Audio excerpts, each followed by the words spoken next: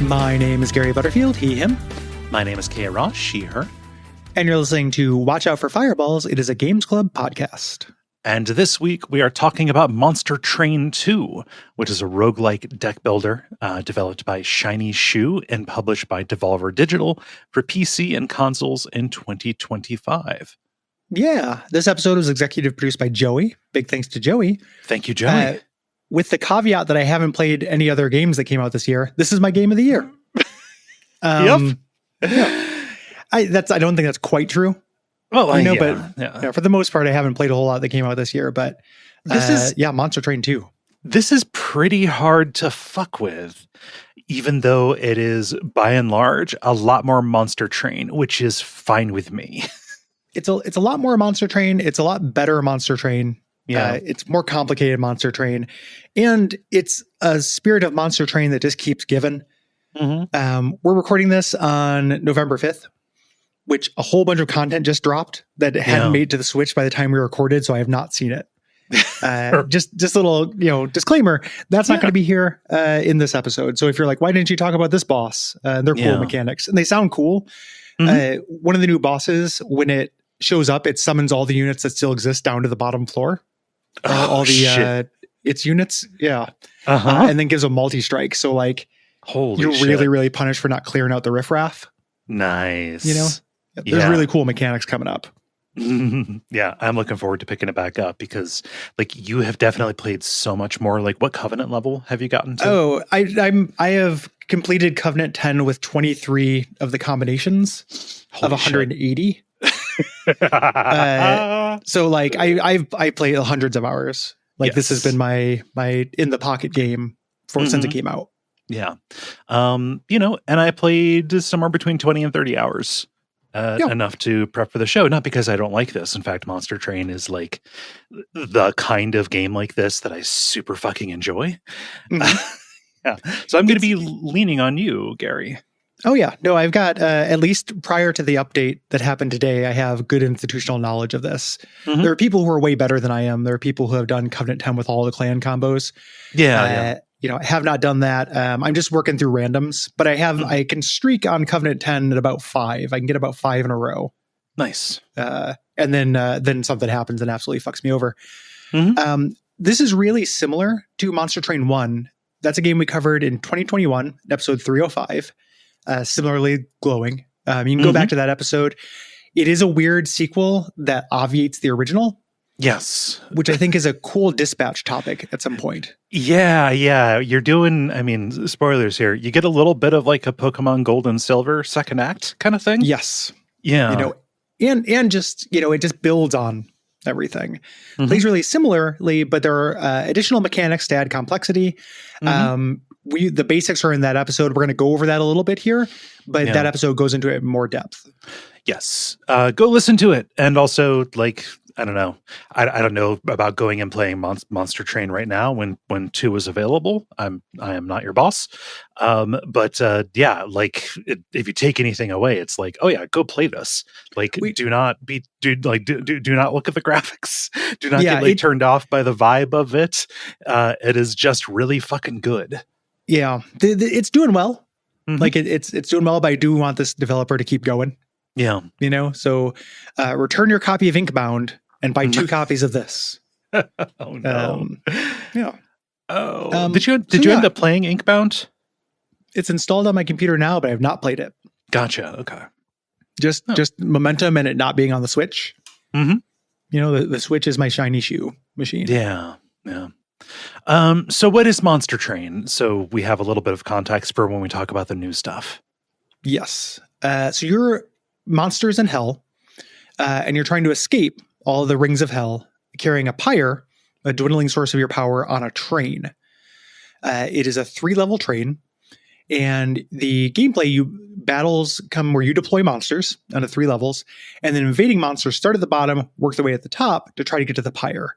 This is kind of an abstract representation of something getting closer, to your base or what have you. The verticality will throw people off a little bit rather than going from right to left, going from down to up. Yeah. But it is you have 3 chances basically. You have 3 different lines of defense you can set up. Yes. And that's what you're doing. You're placing monsters for combat and you're playing spells which have direct effects. And you're kind of building a filter, trying to build up some kind of filter or engine that will process incoming enemies into dead enemies before they can attack the pyre, which is kind of your health meter for the entire run. Yes. Like all good deck builders, there is, engine building where you can kind of set something on autopilot. You will also discover synergies between these very complicated pieces that work together in ways you did not understand. Yes. There are all of the enemy waves, and then a boss wave comes in. The boss wave is do or die. It will not go to your pyre unless it kills you. So you get to fight it until it dies. Yes. Combat plays out automatically at the end of a turn. It is not something where you go into Final Fantasy combat. Everybody does their thing, and something that is beautiful about Monster Train is you get a preview of how this is going to shake out. You will see, how much damage will be done, which of your units will die, which of their units will die. And that kind of clarity of information is super welcome from a planning perspective. Although I think that with Monster Train 2, some of the mechanics are so complicated that can't account for everything that happens during a battle now. It's pretty close to it, but it's hard to see. Like they added to the preview being able to see debuffs on your units when the enemy does them. We're going to use a lot of keywords in this. I said this in the first Monster Train episode. This is the closest to a single player Magic the Gathering game in a lot of weird ways. There are a lot of parallels to it. Like obviously the basic principles of a deck builder, like card advantage and having a small deck and everything apply.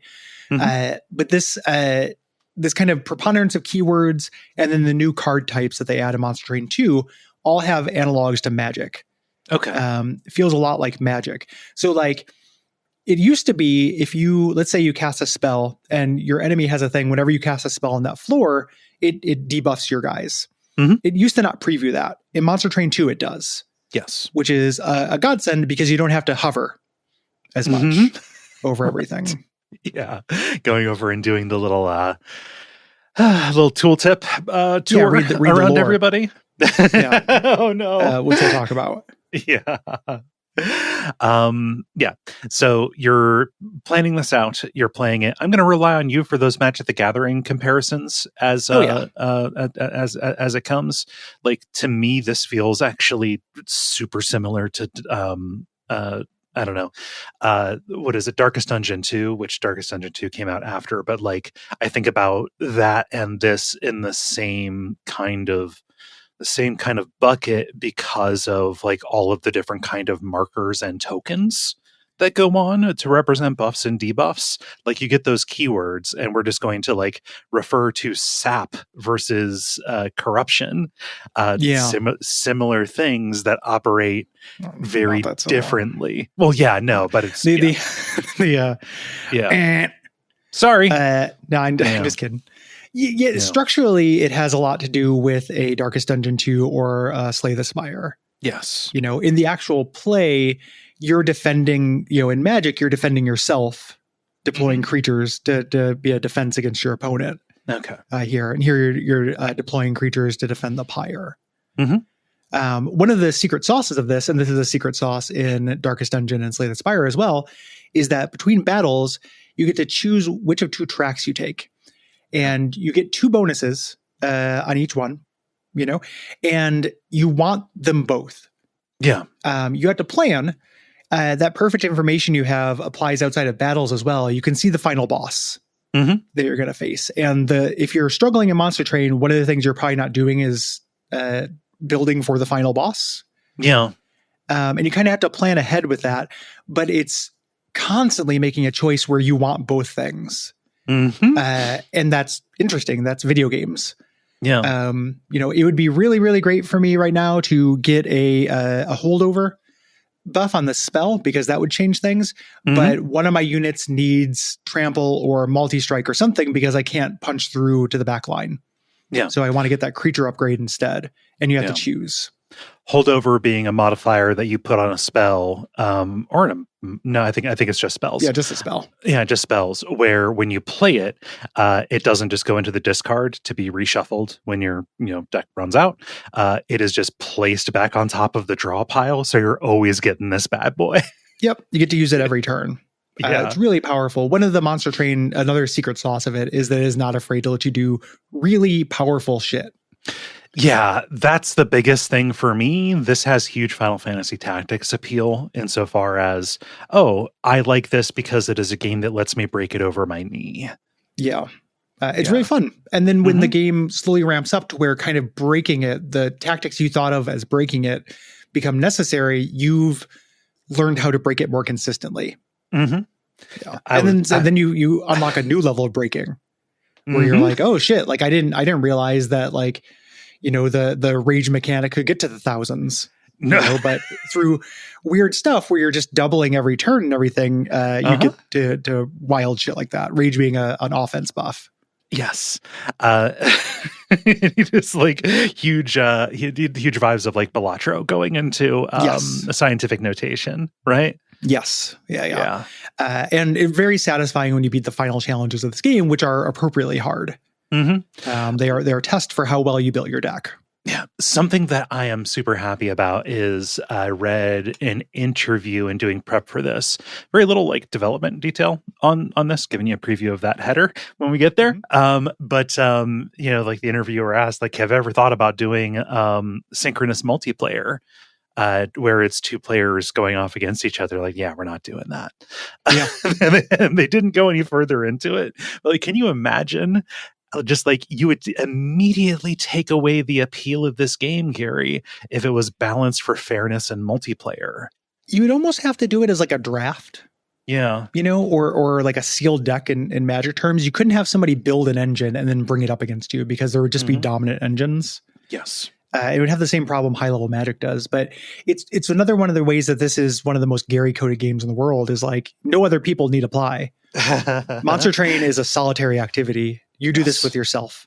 There's no none of that shit, which I really love. Yeah. Monster Train 2 has kind of a different story. After the events of the first game and the DLC, the forces of hell escape into heaven, but their train is derailed by the Titans, these eldritch beings that the Seraph, the boss of the first one, summoned to stop hell's arrival. So instead of going through hell, you're now going through heaven. Yes, you're going into heaven and towards the abyss that is at the center of it, to ultimately go up against the Titans themselves. Though you're not going to be doing that for a very long time. Yeah, that's the end game thing. There are multiple points in which you can say you've beat this. One of them is just beating Seraph at the end, but having beaten the Titans is kind of the next thing. Yeah. And then after that, it's all sicko shit, like winning with all the clan combinations and stuff. Yeah.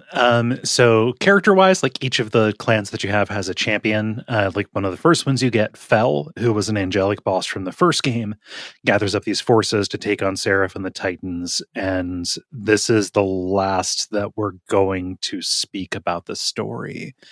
We were talking about it on Slack, and it's like, this is the game that I love the most, that I have the meanest things to say about. Yeah.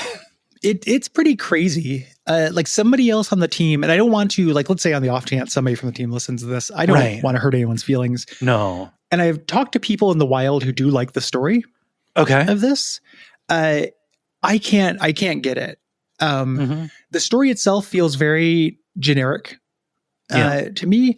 And one of the things that happens that you didn't get to, but I wanted you to get to in a like, here, this stinks, smell it kind of sense, is that after you complete the storyline, they do little, you unlock in the base in between missions, little skits. Yes. That the characters will do. I think some of those happened before, but they're more frequent after you beat it. Yeah, you get those like after you unlock Pyre Hearts mostly. Okay. And you start getting new clans. This is kind of those two things, which are broadly your progress through the game anyway. At least at the start. But like anytime you cross some kind of threshold, you get a little skit with the different champions from the different factions. And good God, yeah, are these dire? Like, if you want to know the kind of joke that is in the skit, I was thinking about like the kind of joke. And here's the kind of joke. This guy who's a dragon says, "Oh, somebody ate my chocolate cake." And then it switches to one of the champions. He goes, "Not me." And then switches to another champion and he goes, "Not me." And the third champion has cake crumbs on his mouth and goes with his mouth full. And that's the fucking joke. It is the limpest dick webcomic that you've ever seen in your life. Yeah. It's incredible. Like, I don't know how they did it. Yeah, and that kind of extends. I don't care for the visual style on these guys very much. The thing I can say about them is they are readily distinguishable. But like, if this was just Balatro and each of these was just a little hand-drawn icon, that would suffice for me here. This goes to wireframe very quickly to me. The visuals to me remind me of like World of Warcraft kind of stuff, or like, and I think in the second one, there are a couple of things I like a little bit more. There are a couple of bosses that look kind of cool. I like the way the mushroom folk look. Oh, the mushroom folk are great. Yeah. Yeah. There's a couple of things that are a little bit better, but visually it's designed for clarity, as opposed to appeal to me aesthetically. Yes. Which is fine. Like it is entirely a numbers and words game for me. Yes. Yeah. Music is good. Like I like the music in this. I think the songs get you pumped. Yeah. And there's a lot of earworms in there. Generally think the music is pretty good. Yeah. And like different bosses have different, have their own themes and stuff. Like you end up like building a lot of familiarity with these through repetition, and it stands up to that. Although I will say this is also kind of a little bit of a podcast game for me. Yes. Yeah. It works just fine for that. Yeah. And I'm looking forward to the new themes they introduced with the new bosses today. Literally right now, we could be playing it right now, but we're not because this episode needs to get out. Yeah. So aesthetically, no great shakes, and your mileage may vary. But the takeaway is, if you look at this and you're like, this looks like Clash of Clans dog shit, it's not. Yeah, it's just that's the aesthetic it has. Yeah. Like I said, as was foretold in the scrolls, not a lot of development details on this.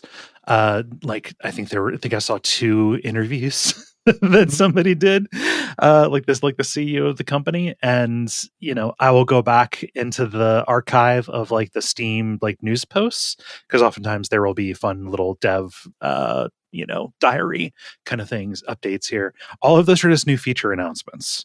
Yeah. In one of the interviews that I read on Gaming Bolt, the CEO said, our goal was to improve on every element of the original, to which I say, great. my goal when I'm racing is to go the fastest. Yes. My goal is to do the good job. It's really, I think they succeeded in that.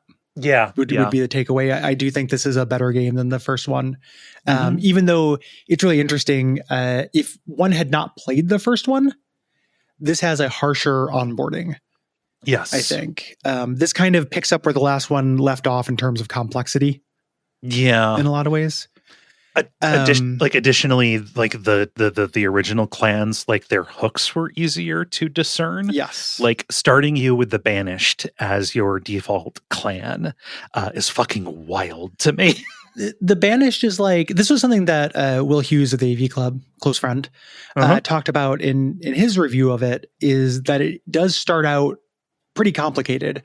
Yeah. But I think if you think of it you're not comparing the Banished to the first clan of the first game. You're comparing them to like the fourth or fifth clan of the first game, like the Melting Remnant and the little the shadowy boys, the Penumbra guys. Those guys are pretty complicated. Yeah, like morsel mechanics, reform mechanics are complicated. Banish is about on par with that. Yeah, and then it scales up, and they kind of had to do that because they have to explore new game spaces. Yeah, with that, but it is complicated. It takes a little while. The game will teach you how to play it, but you have to pay attention and you have to internalize a lot of shit. Yes.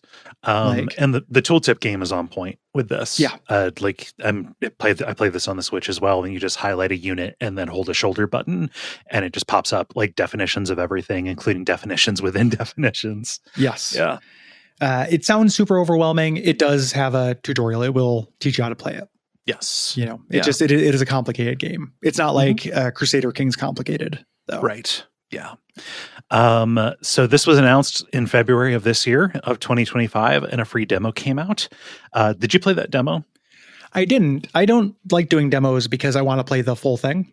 Same. My understanding is the demo was just the first two clans. So it was basically the game, which is cool. Yeah. Like that's how you play the game when you first play until you unlock stuff for quite a while. And then you get the you got the full version out in May, and I waited for that. Just no interest in a demo that doesn't carry over progress at the very least. Yeah. And not my thing. They keep supporting the game, as we mentioned. Major update a few months ago that was really big. Mostly adding just new cards, but they're important, cool cards. Yeah. And rebalancing. And then a big update today. Major patch. They're also doing a DLC in Q1 next year. I hate saying Q. Yeah. For a thing, but that is what it is. And it is within the first 3 months or so. Yeah. I'm really hoping for. I mean, it's a confirmed new clan. Nice. And I think a confirmed new gameplay mode, which I think is really interesting. The one thing, like when we talk about this obviating the first one, the DLC for the first one is really cool. Okay. Did you ever get around to that? No, I didn't. I didn't get to play with the Wormkin at all. The Wormkin are really neat, and the shard system they introduce is really neat. And I hope that they introduce something similar for this, if not the same thing. Give me an overview of the Wormkin and the shard system. Like what's the Wormkin's like hook, and then how does shard differ from stuff that was introduced here? The Wormkin adds a little kind of marker on each of the floors where you put a little crystal. Like you have certain cards will add a crystal to that. Okay. And then there are dependent things on that. Sometimes a creature will grow depending on that. But the most frequent thing is it does a different kind of damage to the opponent if they have a status. So they'll get I can't remember the name of it right now, but they get a status to take 3 damage per crystal as a thing. Instead of it being like Frostbite, they take it at the end of combat. It's a hefty chunk of damage. Okay. The other hook they have is playing with consume cards. Having which they brought back for the mushroom people, but consume cards you can only use them once per battle. They have a lot of synergies with that. So they have a mechanic called etch, which is when you use a consume card, something happens. Okay.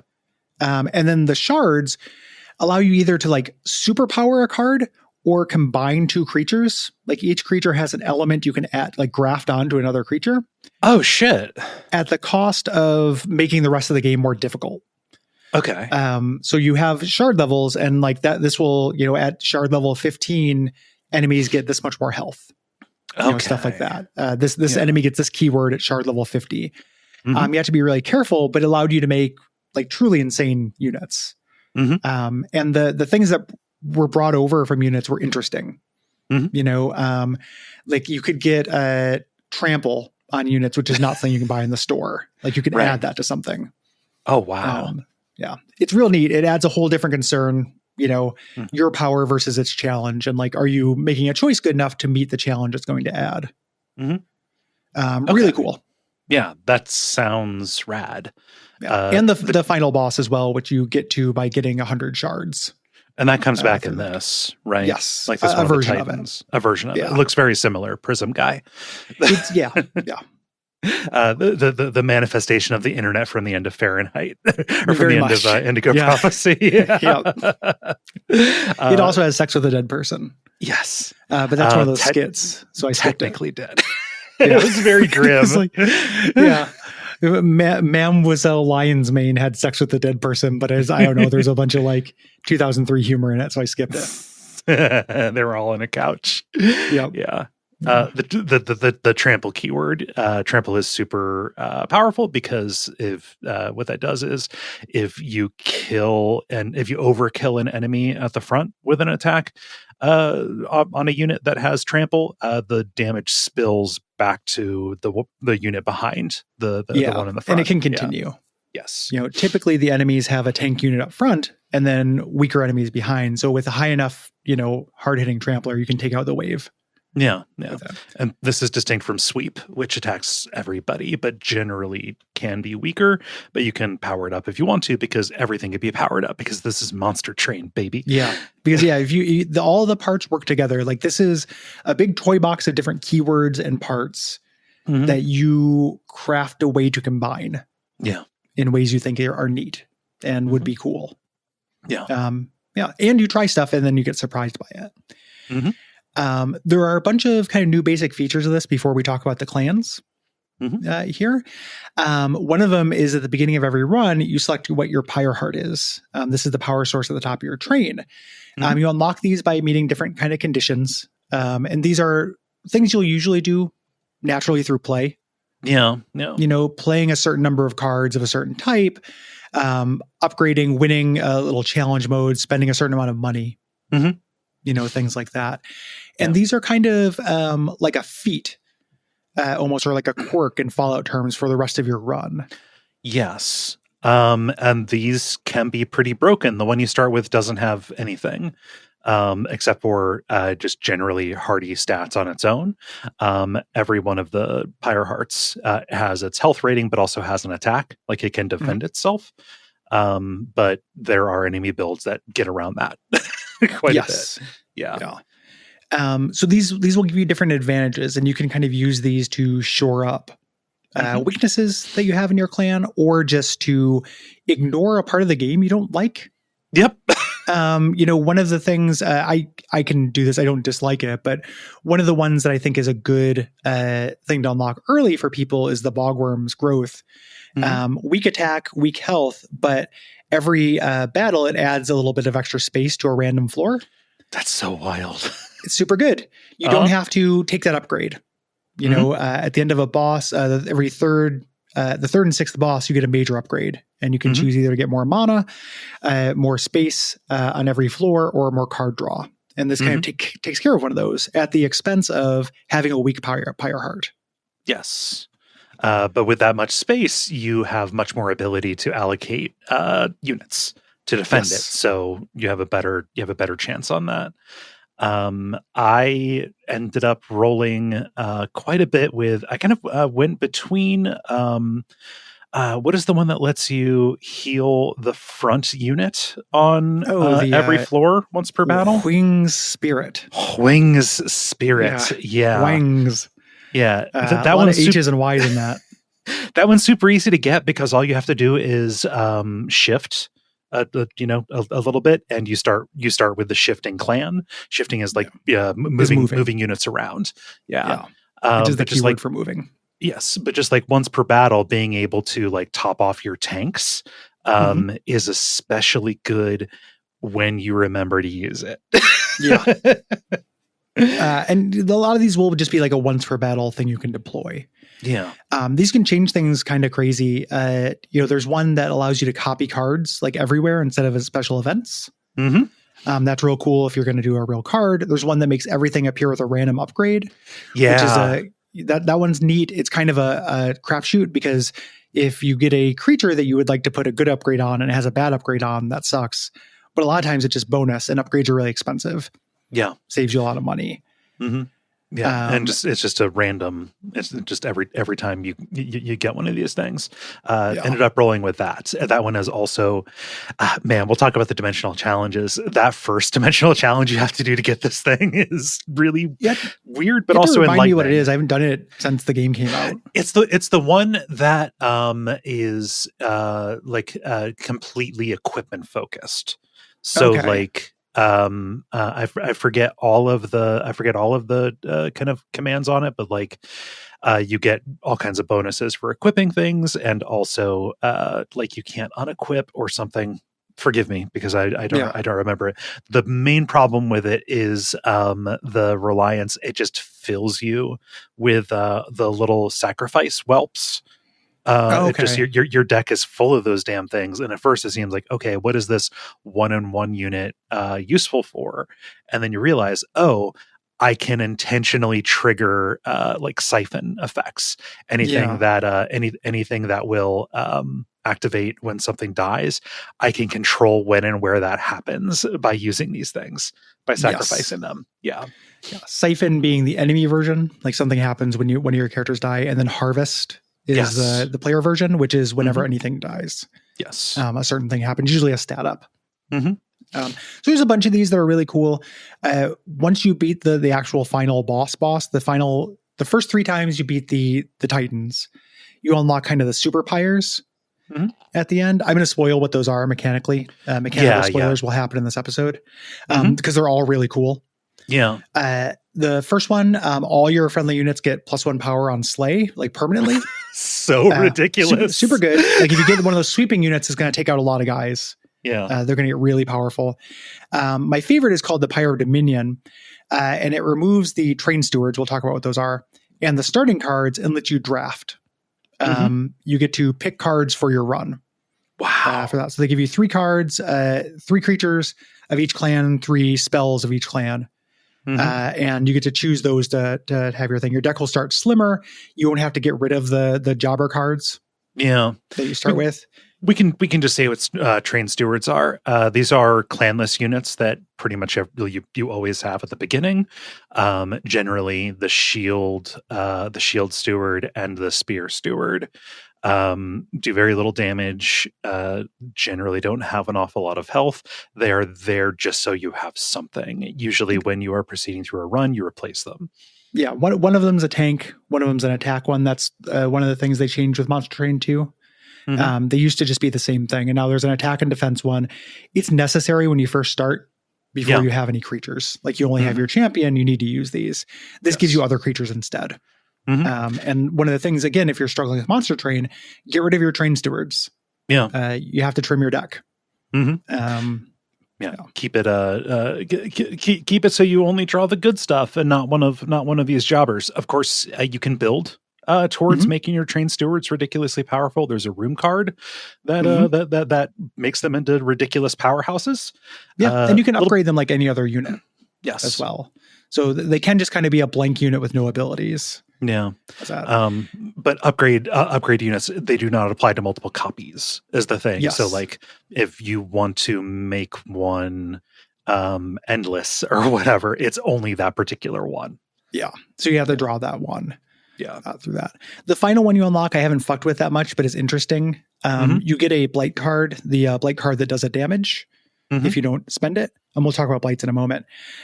You get one of those after each battle, but you draw 1 extra card for every 2 blights in your deck. And it has a lot of health, so it can tank those blights. So this is kind of the same way the Bogworm one gets rid of space concerns. This one gets rid of draw concerns.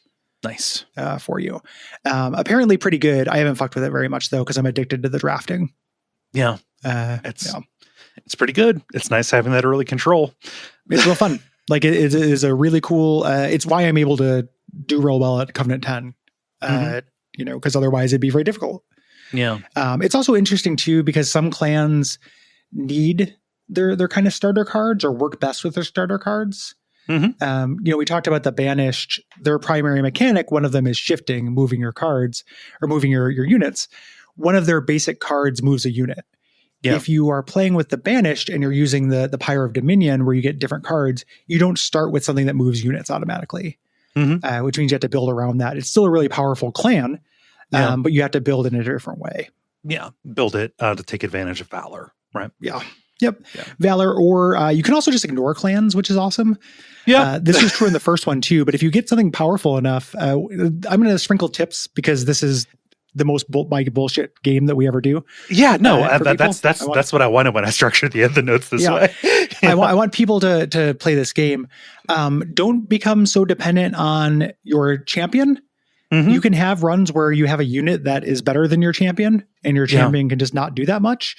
Mm-hmm. And don't feel like you have to stay balanced between the two clans. If you get a synergy for one clan that's working really, really well, you can really minimize the other clan. Mm-hmm. Don't feel tied to what starts out. You just need to make a powerful deck. Yes. Through this. So like ignoring your champion sometimes was a hard lesson for me to learn because that's the main character. Mm-hmm. You know, I'm that guy. That's the guy. It's the most the leader. Yeah, exactly. Yeah. But there are ones that are just a unit, and you can treat them as such. Also, you don't always have to play your champion on the first floor. That is a complacency thing that I had to break myself out of. Fortunately, when you get to the later clans, that it's almost mandated that you do that. It depends on the thing you're fighting. With this, it's really interesting. In the first one, it was almost universally better to set up on the top floor. Mm-hmm. Like it gave you more time to prep for things and buff things up. One of the things Monster Train 2 did subtly through its enemy and boss design was discourage that. There are several bosses where you will be punished by playing on the top floor because they just get more powerful as they go up. Specifically the Ring 6, the Rusty. The Lord of Cherubs who looks like the id. From that episode of Venture Brothers. Hate that guy. Yeah, he eats cherubs. Mm-hmm. He eats California cheeseburgers all day long. But all of his guys get more powerful as they move up. So you have to be able to set up on the bottom floor by him. Yeah. You know, generally. I always set up on the top floor. The other thing it kind of does is it encourages in Monster Train 1, the strategy was to make one super floor through things.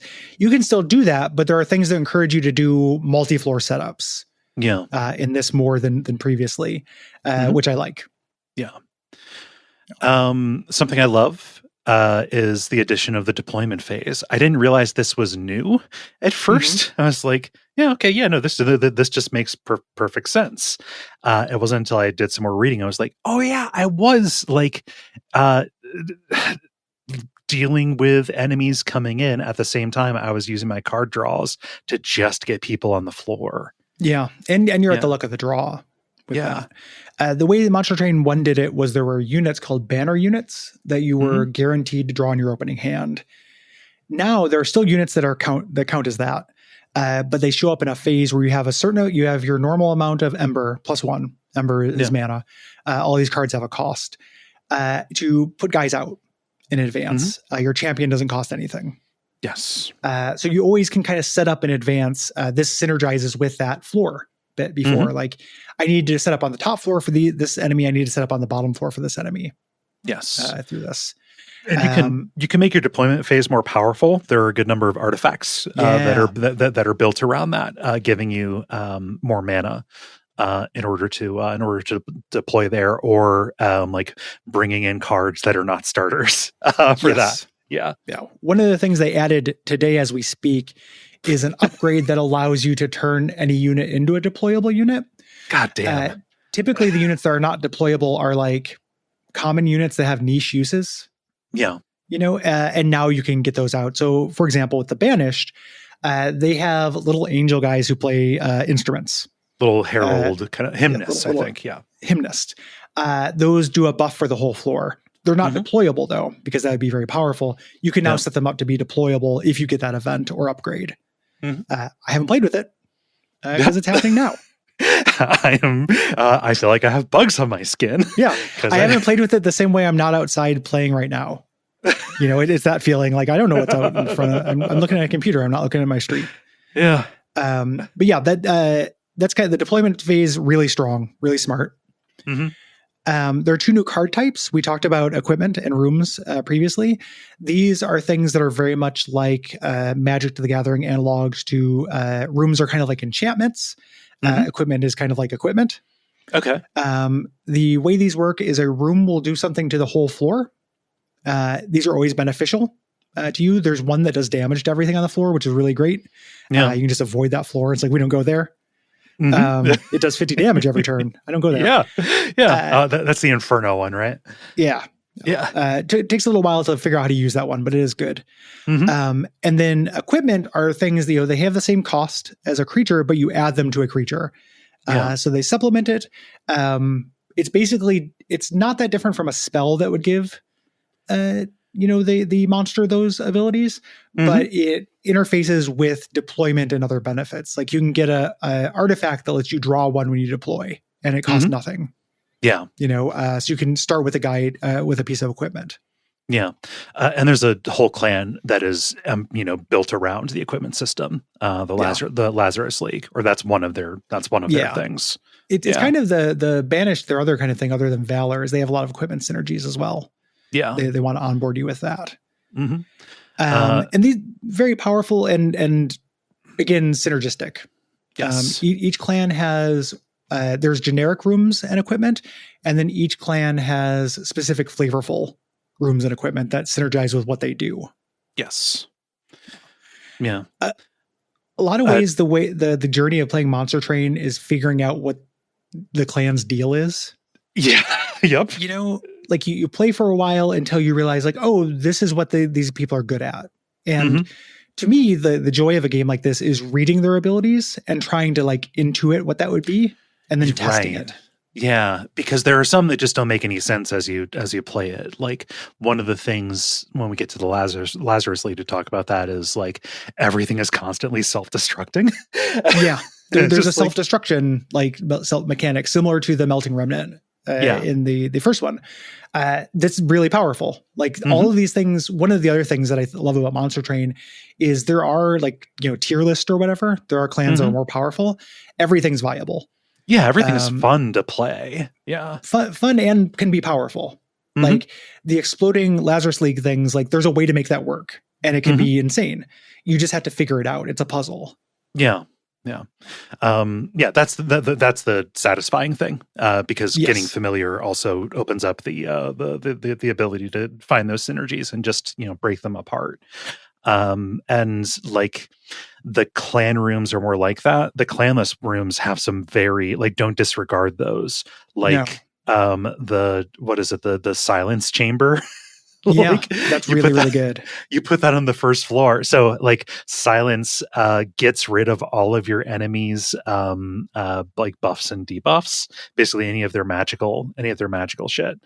And so like you get things coming in, especially later on, that have melee resistance, damage resistance. I believe there's a spell resistance one. All of that goes away. Shield, things like that. Yeah. Or they have, we talked about earlier, triggers. When you do something, they do something to you. So every time I cast a spell on this floor, this asshole in the back of the enemy's line buffs their entire team. It turns that shit off. So enemies attack like they're part of like little squadrons that are all kind of organized around a theme. You can just get rid of that for one floor if you want to. It basically also neutralizes bosses. Because bosses, they hit, they're a monster, but most of their threat comes from their special ability. Yeah. After that, I'm real fond of the boiler room, which every time a unit dies on the floor, you get 1 mana. It's so overpowered. Super good. Like it takes care of the mana for you, and it synergizes really well with decks that use spells. You can cast spells directly on enemies, kill them, and you get the mana back. So it allows you to keep doing stuff. Yeah. That one's real good. Yeah. Equipment, there's a little bit less to talk about individual bits. There are some equipments that are really weird. I love the one that turns you into an ever-growing super ape. I love that one so much. Did you get the one where you just get bigger every turn and more powerful? Yeah, you turn into a goldfish. You get big until you can't anymore. Yeah. I don't know if you found this. If you take that, if you add that to the upgrade on your character that keeps them at 1 size, that upgrade overrides it. So they'll keep growing in power, but not in size. Holy shit. It's super cool. Like if there's a cool answer to how two things would interact, the game chooses it. Yes.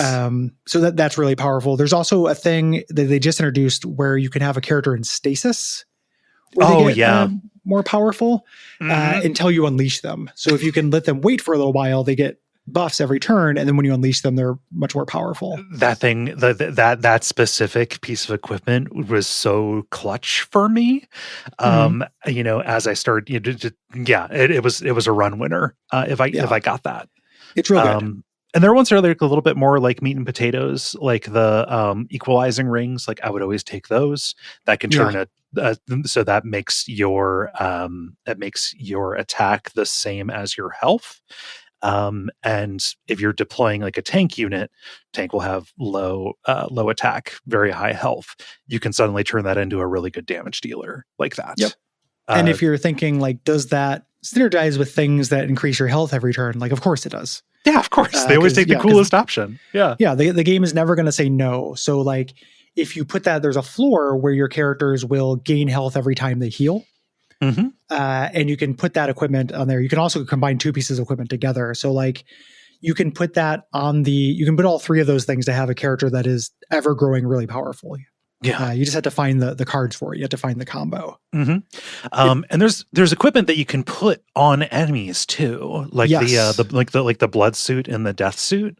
There's only two right now. I think this is something they're going to expand either today or in the next update because it feels a little bit like an underutilized mechanic. Yeah, but just like if you have an enemy who moves around a lot, like say the three main bosses, all of whom flit from floor to floor, you just slap that bad boy on there and they either take damage every time they do that, or the death suit gives them melee weakness. Yeah, they take double damage to the next attack. Yeah, they take really strong. And that stacks. It's really, really good. Yeah, equipment's really fun. Really, really smart addition. The Blights and Scourges are back. These are cards that you don't want. These are bad cards that usually they have a consequence if you don't play them. So they're just there to cost mana. And usually, especially on early covenants, you take them as a consequence for something. Yes. You go to an event, it gives you a really powerful ability, but you're going to get this bummer card in your hand. And if you draw it, you have to play it or something bad happens. Yes. Oftentimes it is damage to your pyre. And you have to start because these things cost mana to get out, get out of the way. So this is reducing your capacity to do stuff. Sometimes you might just decide, well, pyre is going to take 3 damage here. Like I'm toward the end of the run. It's gonna be fine. Yeah, it's fine. Another kind of Magic the Gathering and deck builder thing. Like your health is a resource. Yes. You spend it. You don't preserve it. You know, it's not you. Yeah. As long as you still win if you have 1 health left at the end. These ramp up as you go Iron Covenants. On the 10th Covenant, you start with 2 of the low level ones in your deck. And then when you draft at the end of a battle, when you choose from 3 cards, one of them will always come with a big card that does nothing. You just have to spend 3 to get rid of it forever. But it does nothing. It's just a dead draw until you can spare 3 mana. Okay. Yeah. And like Purge. Their enemies and like enemy kind of assortments that play into the blights and stuff too. I'm thinking specifically of those fucking bell people. Yeah. They'll give them to you, and that's one of the ways that the game is encouraging you to play on all floors. Yeah, as opposed to the top floor. Like guy will, if you set up a super floor on the top, these guys will hit you on the bottom 2 floors, and every time they do that, add a blight to your next draw. So eventually you get to the point where you're only drawing blights, and they're harder to defend against once they get up to the top. Yeah. Monsters can have abilities now. You click on them and they do a thing. These have cooldowns. This also has a magic analog to like an activated ability. Yeah. I think that you have in the notes that you wish you were better about using these. This took me a minute too. Yeah. I think the devs knew this. They give you a little lightning bolt symbol that tells you one of your abilities is ready. But it takes a long time to internalize who has what ability. Right. I would see like, I have an ability ready, but I don't know what it is here early on. And now I've got to memorize basically. But up until that point, it was difficult to remember to use these. Yes. And this can be a very big deal. Yeah. So there are some new things about the map. There are trials in this. I can't remember if this was in the first one. I think it is in the first one base game. where you can take a problem like a debuff beginning of the battle and get more money for it. And these can range from getting less draw, getting less ember, having enemies start on every floor. Yeah. To like ridiculous ones where like, enemies have Titanite now, which is just straight up damage resistance. Damage resistance, the Penitent Prayer Stone, like the wall that enemies have that has spikes on it that hurt you to attack. That's a real problem. And these are, you just decide whether these are worth it at the time. The entire game is deciding, am I powerful enough to do this thing to get more power? This thing to get more power. One that seems like it's going to be a fucking nightmare, but is actually just, I've had really good success just taking it every time it popped up was, I forget what the name of it is, but it is the enemies will appear on all floors at the start. Yeah. Like Mark of Invasion, I think that's called. Yeah. That one's really easy to deal with if you have the ability. Like you'll take some pyre damage on the first round usually, but you set up on the top floor. Then and you usually have no problem. And the rewards you get for these are significant. You need money. Yes. Again, just this game being Gary Butterfield nip. The economy is something that the same way you want every choice between two paths, you want money. In this, like I would like money because I want to do these cool things. It never feels superfluous. I'm never getting a benefit that doesn't feel like anything. That's one of the ways. Oh, good. I was just going to say, like, contrast that with games that are not like this, and even games I love, right? Like it just doesn't, you get to the point where I'm like, it reminds me of like Resident Evil 4, like Resident Evil 4. I am, avarice. Like I want money, yes. In that game. And that is what you do. You play the game to get the money, like making me want to do something more than just advance in the game, I think is really powerful. As a game design tool. And it becomes a resource you can use later. Like there's a whole clan built around money and making it, and then also using it as a resource in battle, which is very fun. Money is how you buy all the things we've been talking about. So like, you buy equipment, you buy rooms, you buy upgrades to your spells and your units. You something that kind of pops up when you are on the map between battles, and a way that you can end up building some momentum. Two things that are always mutually exclusive unless this changes on higher updates or on higher covenants, is like one path will have something that will heal the damage on your pyre heart. The other will just have, here's some cash.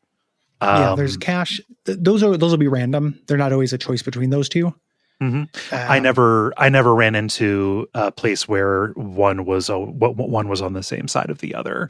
So that's why I'm generalizing probably. It kind of, you usually get on either side, each one has an upgrade thing, either rooms, magic, or spells or units, and then two other miscellaneous things. These can be like a pile of cash, getting a free room or artifact, getting duplicating one of your cards, getting rid of two of your cards, healing your pyre, things like that. And then there's these things called celestial alcoves, which are random events. Community chest, and these are great. Like you sometimes will get something that kind of sucks in here, but generally these are really powerful. And even the ones that kind of suck, you get the impression that it is I just don't understand how that would be a benefit yet, or it's not good for my run. Yes, these are a bunch of these are Easter eggs with other games, and they're really cute. It's extremely cute. I got to the inscription one, and I was like, "Aw!" Did you solve the puzzle with the inscription one? No, I didn't. Well, what is that? The inscription one, it's the stoat from Inscription, and it says, you get to choose between 3 upgrades, and they're kind of weird. One of them gives your character the ability to reanimate. We'll talk about that when we talk about that clan. One of them makes the character, when you can sacrifice them for mana. And a third one, I can't remember at this point. But on whatever one you get, if you actually go into your card list, which you never do, and look at that unit, it will have little directions, like a combination of right and left. And if for the next couple of times you do that, go the directions it says, the stoat reappears and gives the unit all 3 of the things. Oh my God. And one of them is when you summon it, you can summon another one for 1 more mana. Since it has the sacrifice on it, it's like basically a big mana thing. You can turn a unit into like a pay pig for mana. Paying into the sacrifice themes of Inscription. Yeah. That's wonderful how they take it's not just, hey, do you recognize this iconography? It is, how do we work in the mechanics of this, the feel of it. The Bellatra one is really great. Like, they even do the thing where you get the Gros Michel and it'll turn into the Cavendish. Yep. It breaks. That one's always available. The other ones are the different, super jokers. Yeah. And that the unique jokers in that. And they're really interesting. They vaguely kind of play a little bit like the ones in Balatro, like Chakot, which is the one that disables boss blinds in Balatro, makes bosses start with 3 turns of not being able to, of being muted, of being silenced. Yeah. But these are really cool as well. And it's cute to see. I like it. And there's at least one that has a guest designer. There's one by the Magic the Gathering guy. Which is really cool. The wondrous boxes. The boxes, which allow you to combine cards, like put them in a box. So when you draw the box, you get all 3 things. Or you can get a random card each turn. Yeah. All of which are real powerful. Some of these are references to the last game. Yeah. Like the story. There's one for Inkbound as well. It's pretty neat. These are fun. Yeah. Generally like those, and you can always opt out of them too. You can just say, I don't feel like messing with that. Yeah. And sometimes you'll get money for that, sometimes not. I never pressed my luck on the mirror, on the enchanted mirror, where it's like, okay, you can throw 1 card in there and get it duplicated, or you can try and be greedy and try and do it 5 times. I never did it 5 times. It's not greedy. It's you can just do it 5 times, but you now have 5 more copies of that card in your deck. Yeah. So it's like a deck building concern. You're going to draw a lot of that card. That's really powerful if you do it with something with consume. Yeah. Because then it's not going to clog up your deck after you use it. But yeah, that can be, and just getting 1 copy is good. Usually what I do, you have to have kind of the right setup to make the 5 copies work. Yeah. Same thing with just the map node that lets you duplicate a card. You can make a super unit that is more powerful than your champion. And I, sometimes do those because there's no downside to having one of those bad boys on another floor. Yeah. Usually it's real cool. It works super well. There's some new modes in it. There is an endless mode that I have not fucked with. I did a little bit. Okay. So this is after you successfully complete a run. So when you beat Seraph, for me, because I never got to the Titans, when you beat Seraph, it'll say it'll give you your round end score, and it'll say, do you just want to keep going? And instead of proceeding along like another map or whatever, where you're getting, choices between two paths with their own little things, you never go back to the map again. It is just a series of battles with a choice of boon in between. Okay. And that makes sense. And the way that it makes it harder, obviously the numbers are going to go up, but also boons start coming with drawbacks as well. Right on. Yeah. It's I am trying to get all the clan combos in the background. I'm probably not going to get all 180 because that's insane. But I'm more interested in seeing the new things than seeing how far I can get. Yeah. In this right now. The other thing, there's this isn't the first one as well. There are dimensional challenges. These were things you just turned on as opposed to being a little, how do you describe it? Like a little tech tree. Yeah. Like it is now. These are puzzle runs. They give you specific decks. They give you specific conditions that break the rules of the game generally. It's the same kind of modifiers. Like think mutations in Left 4 Dead. It gives you a stack of those that are around a theme. Yeah.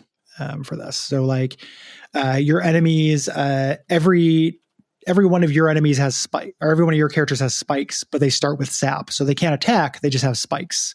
They'll hurt the enemy that fights them. Things like that. There's a wide variety of these. Yeah. So the one that I was talking about before, like the one you're going to do to unlock that really good Pyre Heart, weapons make the warrior. Just to actually give an example of this, you're playing banished / Pyreborn, like you do at the beginning. But because it is built around weapons, using weapons or equipment does not cost any mana. Like they're always free.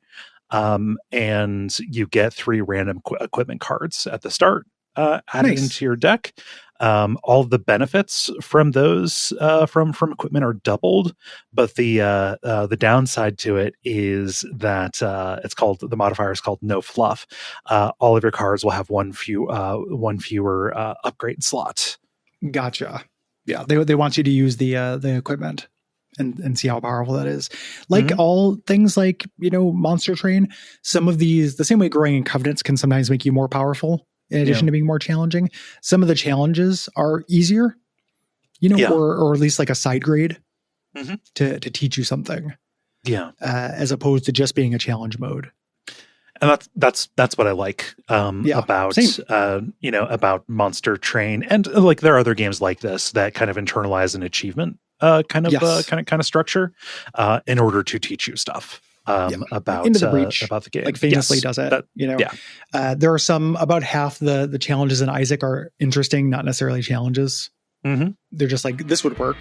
This is kind of cool, or it's a cute theme. Yeah.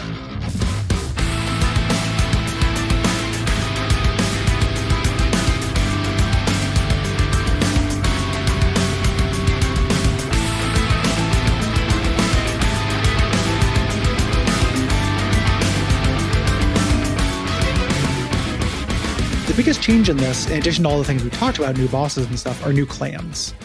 There are 5 new clans. Each one has 2 champions. They play differently. You unlock the first champion, and then as you play, you unlock the second one.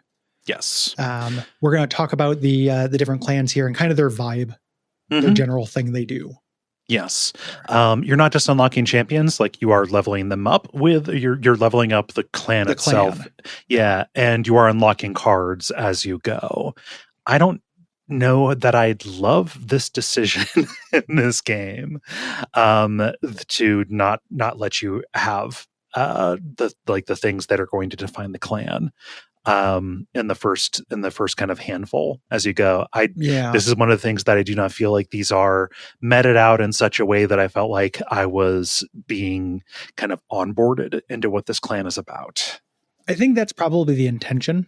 Yeah. Is that they, like using an example, like using the Banished clan, they want you to think about Valor and Shift.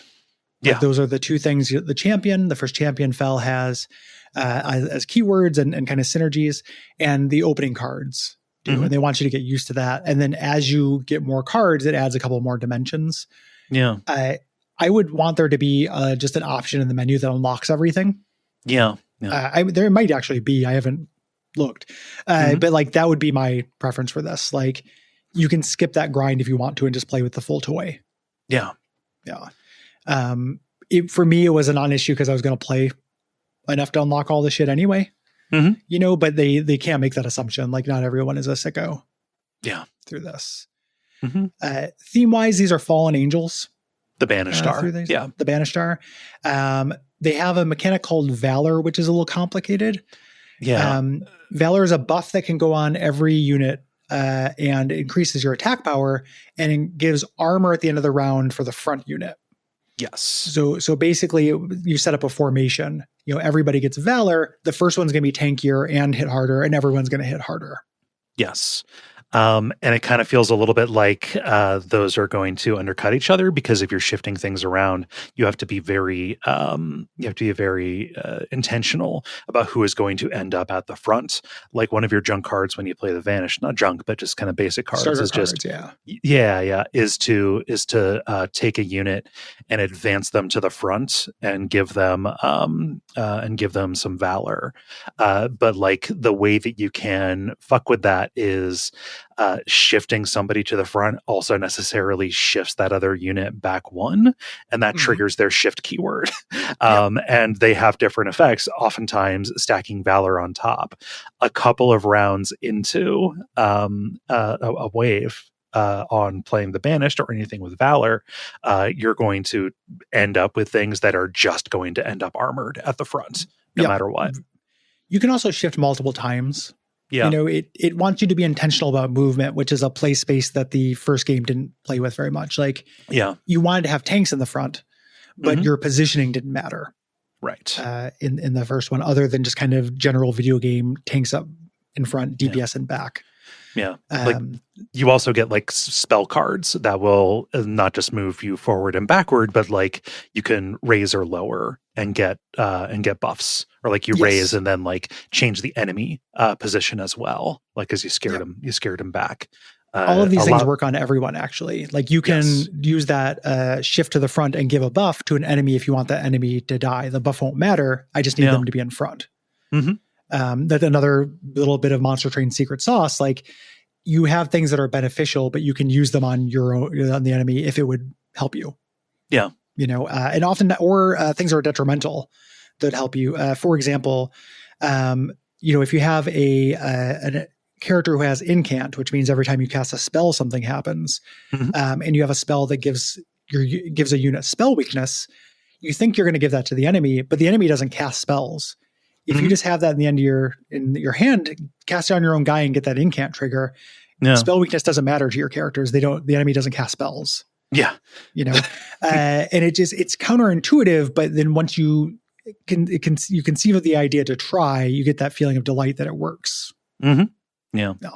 So when I say that like the Banished is a wild one for them to open for you at the start, I am thinking from the perspective of somebody who is coming in from not playing Monster Train, or like me, hasn't played Monster Train in a while. Like the ability to move things around at will, and especially to like move stuff in between floors, like that is super cool in relation to knowing that Monster Train 1 doesn't move you around. If you don't have that, it is hard, I think, to see the benefit of it. Yeah. Like it's the first Monster Train, you did move characters up and down on floors. Like the Banished are interesting because they are kind of a shade of the first clan in Monster Train.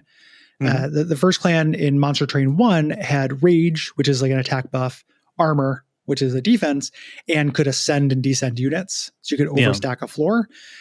This has movement, armor, and attack as well. It's just a different iteration. It's 100% harder to onboard though, because you're learning at the same time you're learning rooms and equipment, deployment. Like you're getting a lot of stuff all at once. This can be an overwhelming game when you start it. Yeah, I mean, and just Valor working in this kind of conditional way to get armor. Trying to understand what armor is on top of all of that. But like once you understand it, it's just like, oh yeah, armor's fucking great. And Valor never counts down.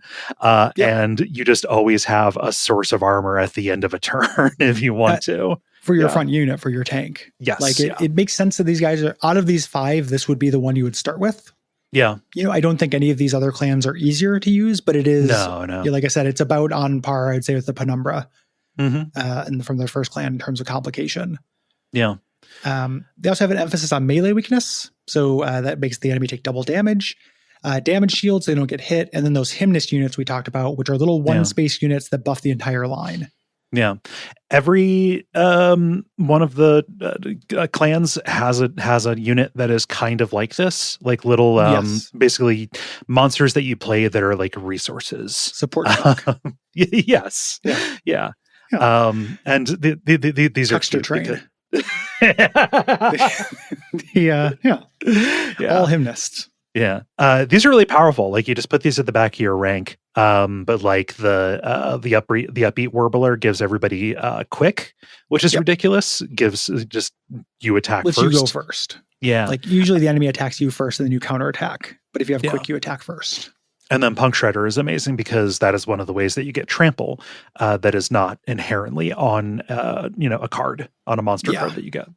Yeah, really, really good. Again, though, you can't deploy them, so you have to leave space for them when you're deploying, which is an interesting, trick. Or you need to find a way to deploy them on another floor and then raise or lower them to get them on the same floor. Yeah. there are two kind of emphases that the two champions have in this. Fel is kind of the Valor and Shift champion. They do a couple interesting things. They have a thing where every time they shift, they get Valor permanently, which is really powerful if you can shift them a lot. You can build up a really powerful Fel by the end of the game.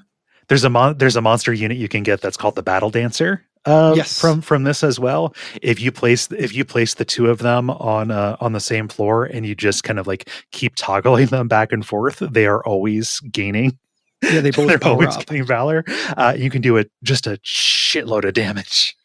It's really good. You can either spec him for damage, or he can be a tank where you put him at the front, and when he gets hit as a revenge trigger, when he gets hit, he gains Valor. Yeah. So you want him. That's one of those situations where you might want to play on the first floor because you want him to get hit a lot. Yes. He's going to get that armor back as long as he survives. He's okay. And then there's usually the champions have kind of a bummer path. Yeah. His bummer path is the one that allows him to shift to the front and gain a little bit of Valor. If you take that all the way to level 3, it gives everybody in the line armor equal to your Valor, which is really good. But you need to get it all the way to level 3. Yeah, and that's not going to benefit you until ring 7, right? Yeah, kind of a bummer. Yeah. And then Talos, another character from the first game, is kind of based around flight, which is a new keyword that allows you to move, and then buffing. She's kind of like a cleric for your team, so she can always fly. If you deploy her on a different floor and just move her to the floor you want, you can overstack the floor. But she has things where she can give everyone Valor at the end of turn. She can shift and cause melee weakness, so she can debuff the enemy. Or she can, what's the third one? Oh, give upgrades. So on Celebrate, like at the end of a battle, if she is still alive, all of the units that are on her floor gain +2 attack and not just her floor, all units. Oh, all units. Everyone who's alive. It's usually the people who are on her floor because she's usually on the top fighting the boss. And everyone up until that point died. But all units that get into battle get a big buff. And permanently, like just for the entire run. So you end up getting like just like a handful of like super units that you can deploy. Both champions teaching you something about how to play. Yes. The Pyroborn are really interesting. These are dragons and devils from hell, and they're money focused. They have several new mechanics that are, again, add new dimensions to the game, not just things you hadn't fucked with. Right. They remind me a little bit of the Wormkin in that they add a new resource, which is called the Dragon's Hoard. Yeah. There are eggs you can get. You have different things that can give you eggs. At the end of battle, you get to choose to save your eggs or spend your eggs. And the longer you save up, the better it is. Yeah, and the longer you sit on the eggs, the more valuable they're going to get. And you can unlock, kind of like additional kind of tiers of waiting on these to just kind of like give yourself a huge advantage at the end of the run if you can be patient. This comes with, you always get money when you trade in your eggs. And then if you get 4 eggs, they have their own set of minor artifacts. These are artifacts that specifically synergize with them and are not super powerful, but some of which are pretty good. You get a choice of those, and then eventually you start getting real artifacts. And then if you can raise your egg cap, you can eventually start getting the end boss upgrades, like increasing your ember or your draw or your space. For this, you have to build them up though, and usually it's an opportunity cost to get an egg. Yes, you either spend ember or you have to use a certain creature or do a certain thing to get the egg. And they're really big on kind of like conditional spells. It's like, okay, you do a little bit of damage, but if you kill, you'll get an egg. Like on the back of this. So it's like a little bit like like Pokemon kind of stuff. Like, okay, I need to weaken this thing, so when I use the ability, I turn them into an egg for me. Yes. Really weak defensively. Yes. This is one of the clans that I think needs another clan the most. There's one creature who scales with the egg. There's a dragon that gets a buff when he gets summoned. Based on how many eggs you have. And that's another way you can play them. You can get up to 8 eggs and just hang out and have like a super tank through that. But other than that, they kind of lack tanks. Yeah. The other mechanic they start with is called sacrificial stuff. Sorry. They want you to sacrifice stuff. Yeah. There's another clan later, the Lazarus League, that also has sacrifice as a big theme. Yeah. The other mechanic they start with is Pyrogel. Yes.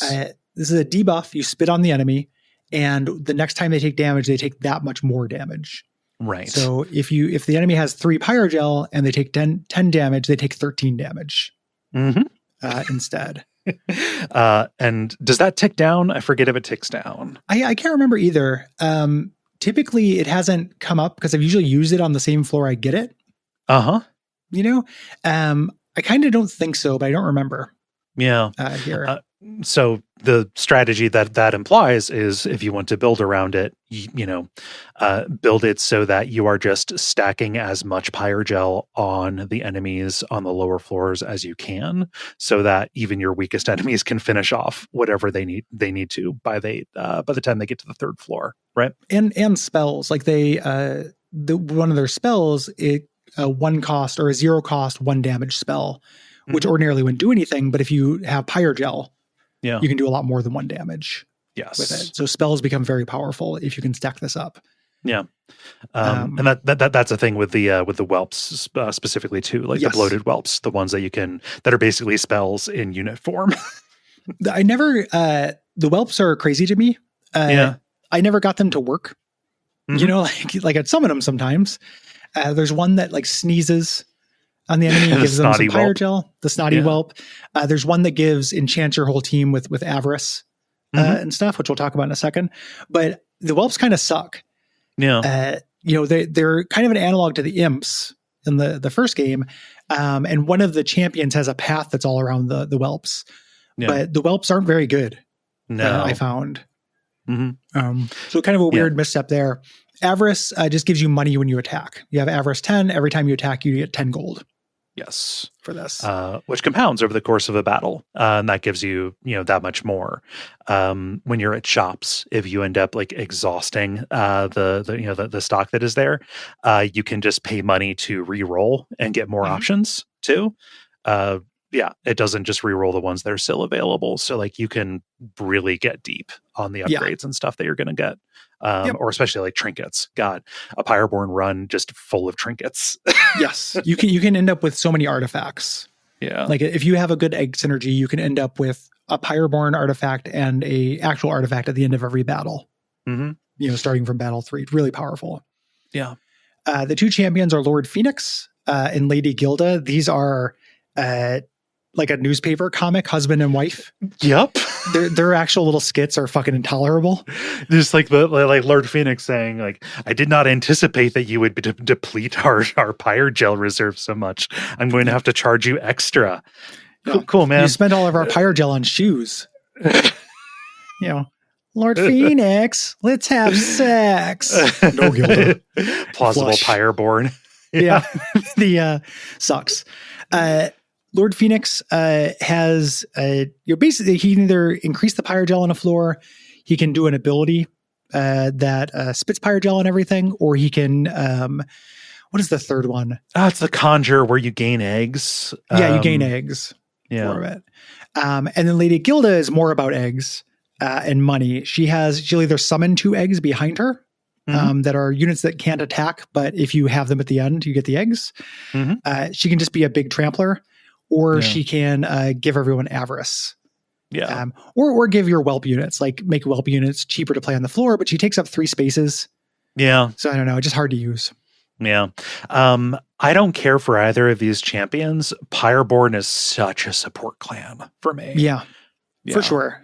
Like I've made all the champions work really well from playing it a bunch, but I was in a similar spot when I started, largely because I tend to play games defensively. Yeah. And these guys not having a strong defense game made them harder to figure out initially. Yeah. The third clan is the Luna Coven. These are witches from another realm that was destroyed by the Titans. They're kind of like moon elves. Yeah. They add another UI thing similar to the Dragon's Horde. They add a moon phase. Yes. So when you have any Luna Coven things, every turn the moon will shift between full and full and new. Full and new moon. And then they have things that synergize based on that. Yes. So there's through some this. units that are most effective during one phase, other units that are most effective during the other, and you get spells and unit abilities that will let you manipulate the shifting. Yes. Yep. And generally, like one of the modifiers, one of the keywords that different units can have is like on shift, not shift, capital S shift, but when the moon phase changes, they activate some kind of buff. Yep. Yeah. So you can kind of build them as a new moon or a full moon build, like they have different units for that. Or you can take advantage of units that let you switch and what happens when you switch. The champions kind of do that.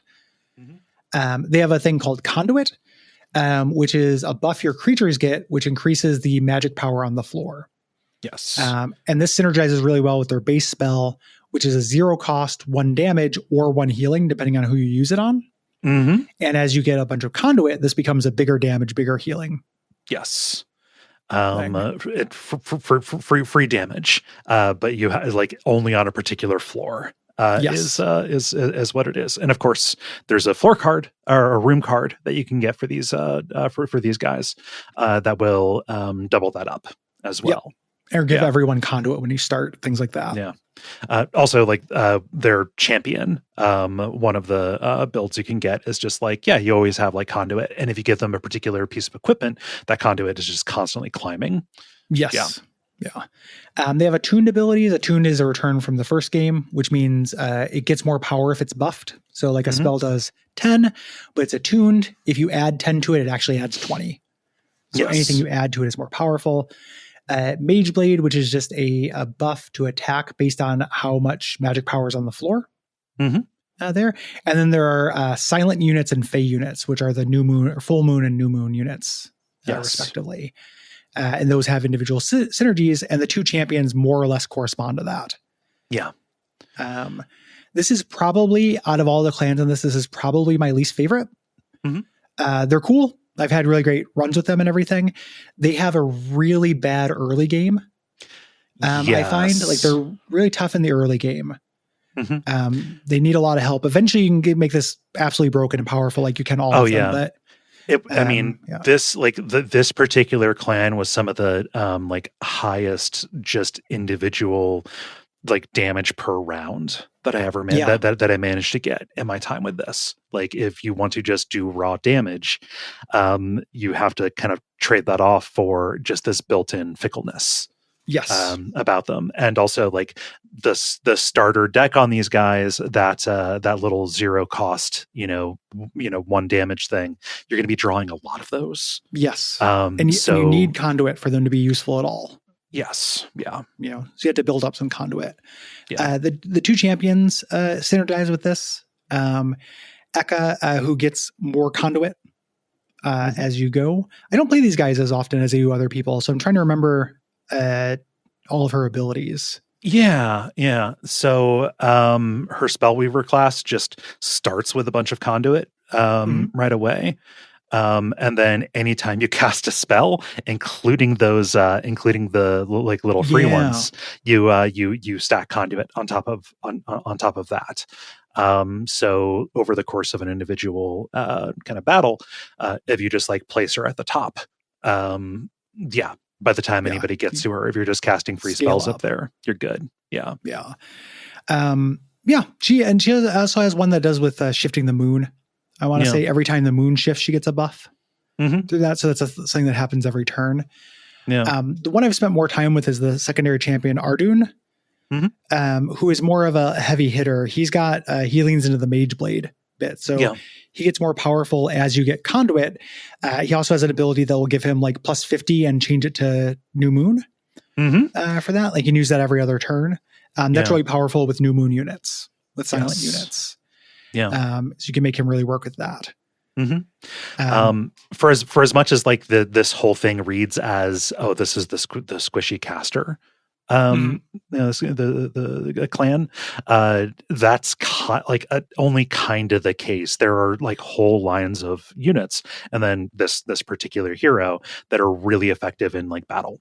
That like are hardy and survivable, but Mage Blade lets them just do ridiculous stuff again if you can build to it. Yep, they have good tanks that have low damage. You early on, you're encouraged to get your damage from spells. My favorite clan when I first started, this is the next one, the Underlegion, which are mushroom friends. What does this have to do with monsters or heaven or hell? It doesn't fucking matter. Doesn't matter. Stop seeing these as anything.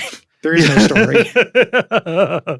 Like one of the cutscenes, they're like, "Oh, it would be impossible without the Underlegion's numbers." Right? Yeah. Just like they just provide the expendable shock troops with their ubiquitous unit, the fungi. Yeah, which is a stack of mushrooms on top of each other, sneaking into a movie. That gets bigger. Yes, it's real cute. This is a pretty complicated mechanic, I find. It's something called spawn, which will give you a fungi unit at the top. And every time you spawn, you don't get more units. That unit gets bigger. Yes. Also, that unit doesn't count against your floor kind of like deployment limit, right? It does, but it doesn't. It can overflow it. So you can have all your spaces filled and then do a fungi, and it will take one more space, but it's a bonus space. Yeah. So it's easy to overflow with them. And then so these stack up. You get stacks of this thing called troop on the spawn until it becomes a huge stack of little fun mushroom men. This is really interesting. You can make one really big unit, but without help, that unit can't get trample, it can't get multi-strike, it can't get sweep. So it works really well as a tank and works really well as a big, a lot of damage to the first unit, but it needs help. Yes. Through this. And if these guys are like the privates, then you end up getting a bunch of like commanders that will modify these guys. Yes. This is the most internally synergistic clan. Yes. There's 3 units and you put them together and you win. With this, there's a little guy that gives them trample. There's a guy that gives you 2 spawn every turn. And there's one that every time something gets added to the floor, everyone gets regen. Yeah. And that will just keep everyone alive and give you this ever-growing super trampler at the front. If you can get all 3 of those units on the thing, you'll win. And if you have Bullet, if you can get him on the floor as well, like, good night. Yeah. Because he also does a lot of spawning. Yeah. Even their seemingly weak ones, like the green recruit as well. Yeah. Just like it just synergizes with like any number of these. Seems to not be that that big of a deal on its own. Very low cost, it's a no cost unit, and when it dies, it spawns 4. So you can just keep on chugging through these things, or put revitalize on them. Yes. Reanimate, and then just like constantly stack on your troops. They work as great as like a chump blocker that gives you more value when they get hit. Yeah. Playing this, it's been too long for me to say if they are exactly analogous.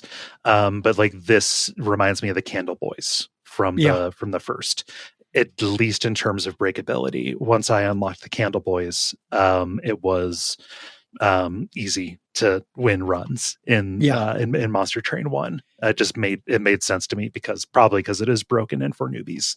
And more, it's kind of for newbies, but it's like once you get it, right? Yeah. Like I feel like spawn and troops are kind of complicated mechanics to understand, but once you understand them, they're very powerful. And then kind of seeing that everything works for you and the enemy. So like one of the things, there's a room you can get with these guys where when anything dies on the floor, you spawn one. And at first I thought that was just my units, but it's enemy units as well. Yeah. So you like stack that up, and again, you just get a super mushroom at the front. It's really charming. They have harvest and rally. Rally is when something joins. That includes stacks of troop. And then harvest is when anything dies. Yeah. Really powerful. And then they kind of do the like the bio stuff. Yes. So really powerful stuff that sucks when it is done to you. Yes. They get sap and they get decay. Sap is a debuff to your attack. It slowly goes away, but it's really powerful. The enemy does it to you as well. Decay is damage over time. Yeah. That you take. And then they can also do regen. And their champions lean into both these things really well. Again, that internal synergy. Bullet the Guillotine, who looks like the big mushroom guys from Darkroot Garden. I love it. Yep, he's great. Big boy. The thing that I was enamored with when I first started was the one that gives him a permanent up every time something, rallies, every time something joins his floor. And just getting like a 400 power bullet. It's so fucking dumb. He just slaughters everything if you stack troops on him. Yeah, becomes just like a big fucking beast. He also has things where he can spawn. Like every time he harvests, he will spawn. Things like that. He's the mushroom man. Yes. I didn't get to spend an awful lot of time with Madame Lion's Mane. She's real good. She's the decay champion. She has 2 abilities I really like. She can also do a spawn one where every time she does an incant, so every time you cast a spell, she'll spawn. But she has 2 things I really like. One, before anything happens in the round, she gives everyone 1 stack of decay, and whenever decay is added, it adds +3. And this gets better as you go. So like she'll just decay everyone and make decay really powerful on that floor. Or she gets an ability that starts off just decaying an enemy, decaying and sapping, and then eventually decay saps and mutes them, and she can use it every turn. So she can kind of neutralize an enemy. Each turn. She's great. Yeah. Just generally, like this is also the debuff. The debuff one as well, because of a keyword called propagate, which is just when a debuff shows up, it is just more powerful. They make debuffs more potent. So like I'd never rolled with these guys in a support role, but I can absolutely see it making other stuff just stomp. Yeah, you have a thing that will, if it's on your character, it will increase their buff. If it's on the enemy character, it will increase their debuff. By a stack. There's a room that does that that's really powerful. Everyone propagates at the end of the turn. So you get more buffs, the enemy gets more debuffs. Very powerful, and kind of the key for me in moving up the covenants initially through these guys. Eventually they have a little bit of a tough time in the late game. Again, getting to the back line and stuff. Like they can punch through the first row, but they don't have a lot of options to get through the back line. I think the hardest one to get a grok on, they're very powerful, but the hardest one to get a handle on is the Lazarus League. The last one we unlock. It is a whole army of Frankensteins. This is the mad science one. Mad science thing. The Frankensteins abominations. So the idea they are equipment focused, and they have 2 kind of main mechanics, which are reanimate and unstable. Unstable is fucking confusing. Oh my, this is the thing that made this so hard to do. Primarily because your champion, one of the paths that you're likely to get to choose for that is just like, like he starts with unstable and it gets more unstable every turn. And he gets reanimate, so he can come back. But you need to stack reanimate on him. That path can be crazy good if you give him a lot of reanimate, but you need support. The easiest path for him is the one that gives unstable to the enemy. And recant, because unstable means if your health is below your unstable level at any point, you blow up and you do damage equal to your unstable level to everyone. Not your characters, to all the enemies. So this causes like chain reactions and stuff. Like unstable is wildly powerful. It's really, really good if you concentrate on it. And also if you know how to use it. The enemy gets a special little symbol. It'll say they'll blow up instead of die at the end of a round for their preview. Many runs saved by unstable.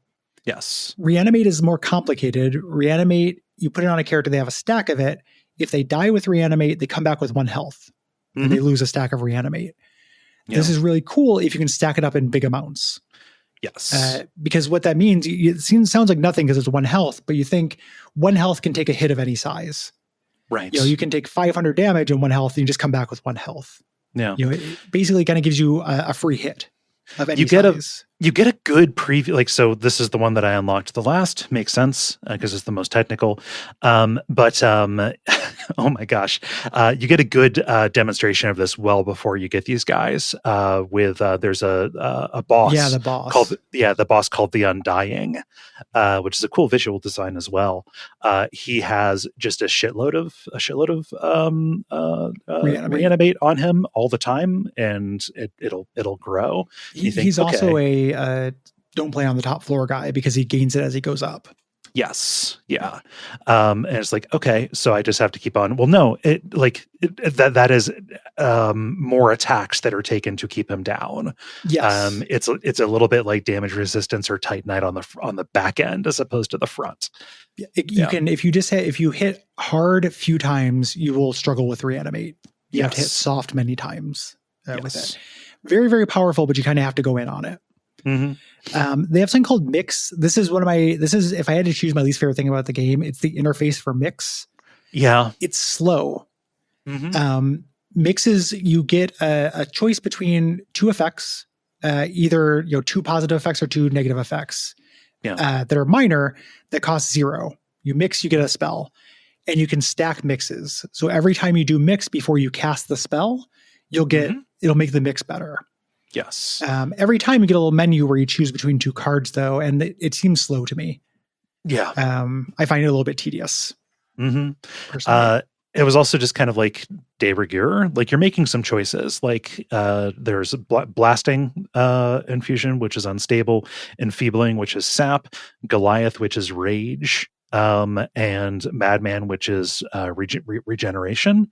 Like you're just kind of picking, okay, am I going to eventually use this on an enemy, or does my build require me to use this to shore up one of the incredibly specific weaknesses that is kind of baked into every single one of the units from here. Yeah. And you don't get to choose if you're getting positive or negative. Right. For this. So it can be a little bit of a crapshoot. I understand the flavor of it.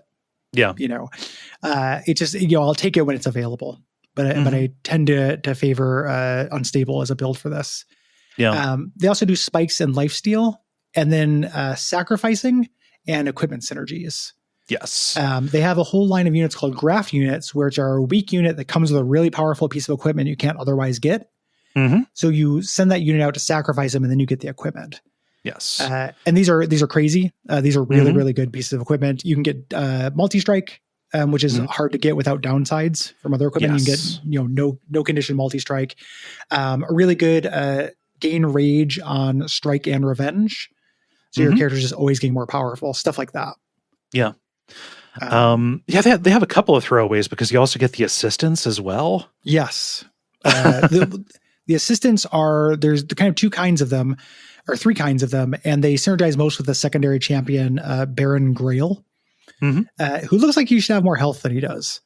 He's a big hulking monster who is, kind of a wuss. Yeah. But he's the equipment and sacrifice champion, so he can eat assistants to gain their stats, and then he can have things happen when you equip him. You either equip him and everyone on the floor gets a buff, or the piece of equipment gets a permanent buff. Yes. And this will work for grafted units. If you take the double strike from the grafted unit, put it on him, the next time that grafted unit comes in, it's still using the same piece of equipment in the game's logic. So that'll be a better piece of equipment. Yeah. Yeah. I did not unlock this guy. He's hard to use. Yeah. Like I find. But so is Harechi. So is the mad scientist with the grafted arm on his back. Yeah. Except for the unstable one. I feel like the unstable one is pretty easy to use. Just cast spells. The other two is he gets to mix every turn, which is a fine bonus, but not that powerful. And then the other one is the unstable one, which is really hard to use. You have to have a lot of reanimate for that. And the creatures in this all have synergies with all this shit. Yes. So like this creature gets a permanent buff every time it's equipped. This creature, when it dies, it reanimates with armor. And when it dies, it spreads all of its armor to the units behind it. So if you can give that a big stack of reanimate, it can become really good. Yes. As a tank. They're complicated though. This one took me the longest to get used to. Yeah.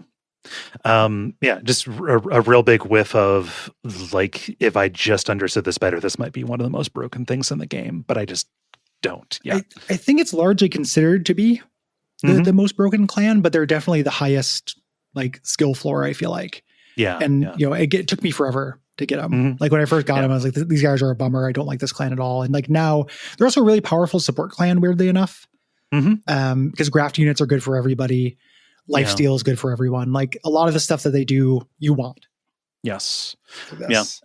So like I at least beat Seraph, like a Seraph with every clan. This is, I think, the one where it was like I could only get to Seraph. I couldn't beat him with it. So yeah, just to give you a sense of like how beyond me it was at the level I'm playing at. It was for me for a long time too. No judgment, because it's tricky.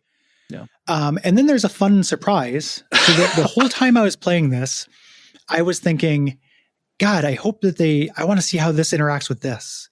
Yeah, These new clans are kind of echoes of other clans. Like the Under Legion is kind of like it has a little bit of the Wormkin, because it's about, they also have some consume synergies and stuff like that. Yeah. And it's a little bit like the Frostfish, because it has, a damage over time thing. Yeah. And then at 6 Pyre Hearts, all the old friends come back.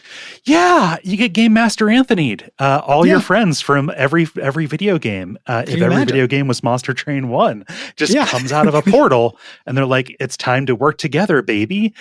So you double the number of clans. You have to unlock them. Like, you just have the Hellhorned at the start. But like, I don't know, you just instantly doubling and like trying to take these units from the context where they never had to deal with any of this new shit and adapt them in to have uses and thrive is ridiculous. The amount of scope that this adds. They're rebalanced to work with the new things, and they synergize in surprising ways with the new clans. Yeah.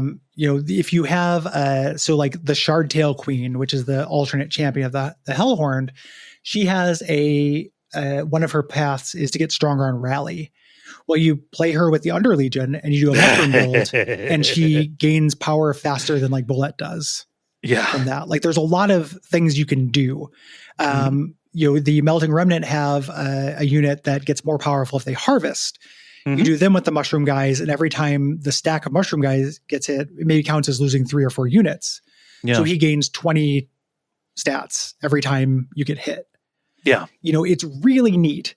You can double up strengths. Like if you play the Frost Legion with the Luna, come to do the 2 spell units, those synergize really well. It's so ridiculous. It's real cool. Like you can either double up, you can switch them, and it just means, again, there's 180 clan combinations that you can do now, and that's a lot. It's a lot of play space. Yes, and like there are like whole I don't know, just like RPG needs that are not addressed by the first 5 by the first 5 clans. Like the moon, the Moon Coven has a little bit of healing stuff in it. Not a lot though. Yeah. You pull the Awoken in, and suddenly like, oh, I have like a straight up like support cleric. Yes. Kind of deal that brings Rooted back. How amazing is Rooted? Rooted is really good, and it doesn't show up in the main game. Yeah. As a thing. It eventually does in Mix. A really clever thing that happens is the old mechanics get added to Mix once you unlock these guys. Yeah. So you just have those first Mix options, but then once you unlock the Awoken, Rooted will become an option for a debuff, and Frostbite will become an option for a debuff. Yeah. Once you unlock them, they didn't want to spoil it.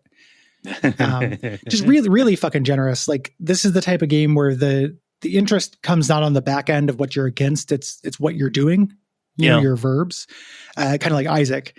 And doubling that is just very generous. Yeah. Yeah.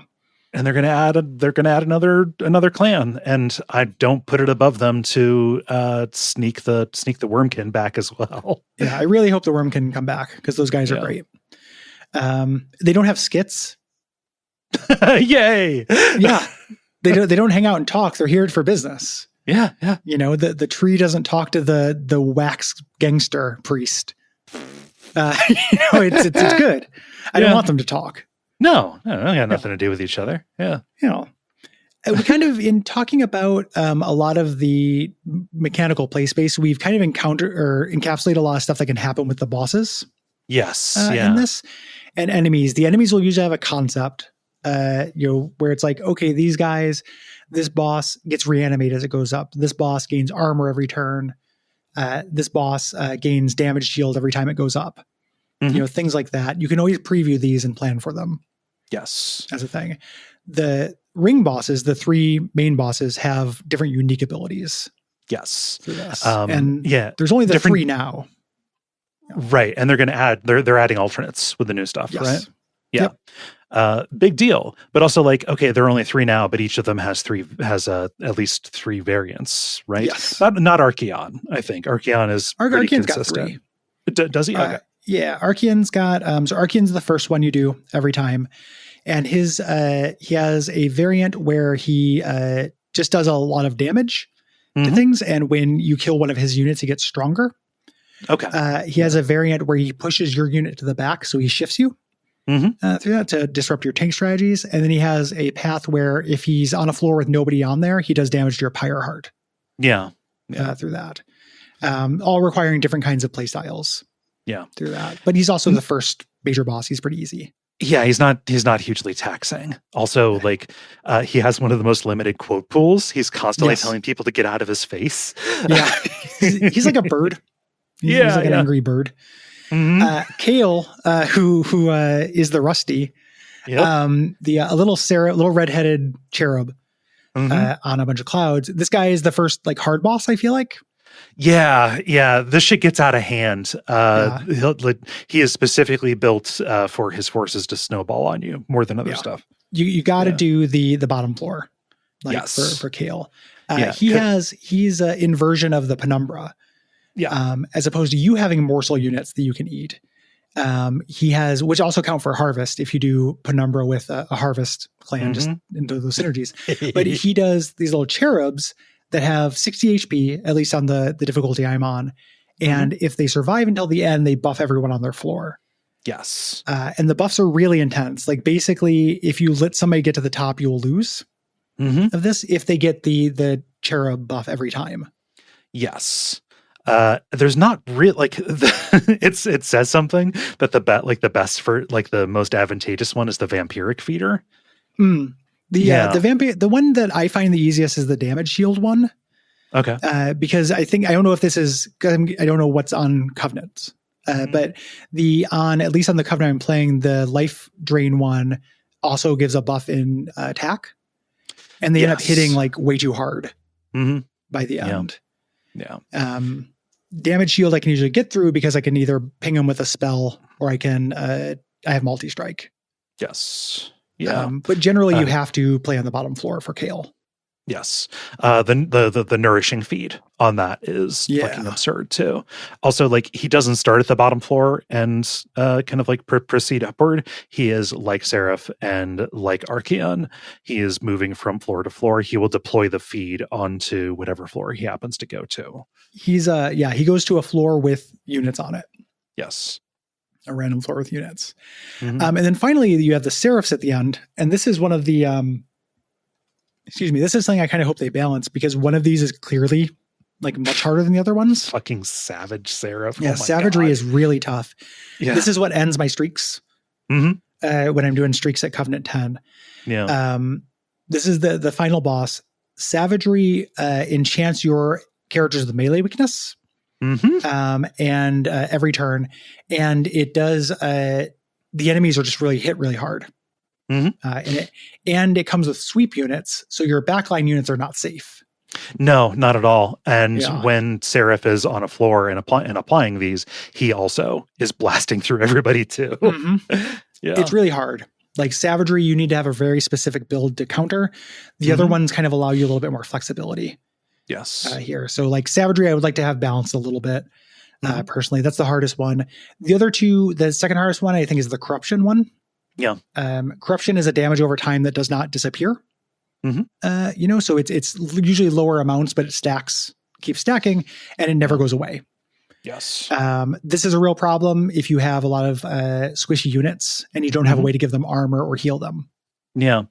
Specifically too, like he will sap. He'll apply sap on you guys. You have to be very cautious not to cast any spells when he is on a floor, because otherwise you end up just completely nerfing your own units.